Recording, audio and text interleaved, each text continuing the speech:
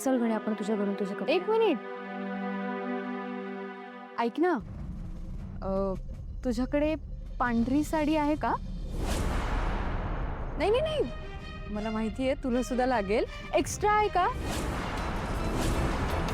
हे काय झालं, मी ऑनलाईन खूप बघते ग, पण मला हवी अशी साडी मिळतच नाहीये. मला ना अशी सिल्कची आणि प्लेन मनासारखी साडी हवी आहे. काय झालं, तुला काही न कळल्यासारखं अशी का बघतेस तू? अगं आता बघ ना, पारूचं काही खरं नाही वाटत. हे बघ, काही वाईट साईड झालं, काही घडलं तर आपल्याकडे पांढरी साडी तयार पाहिजे ना. आपल्याकडे मोठे मोठे पत्रकार येणार, मोठी मोठी माणसं येणार, त्यांच्या समोर मला छान रेडी व्हायला पाहिजे म्हणून. आणि दामिनी काकू, तुम्ही काय बोलताय, तुम्हाला कळतंय का? गणी, हे बघ, तू अजिबात त्यांच्याकडे लक्ष देऊ नका. काही होणार नाहीये पारूला, आम्ही सगळे आहोत ना तिच्यासोबत.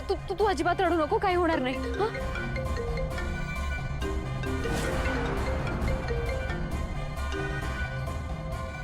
हॅलो,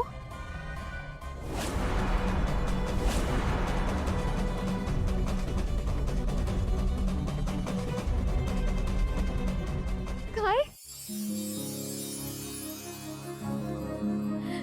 खरंच? हो हो, तुम्ही प्लीज लवकर या. हा गणी, मला पारूला शुद्ध आली, तुझी तायडी लवकरच घरी येणार आहे. आता नको रडू. चल चल, आपण लवकर फ्रेश होऊया. ये.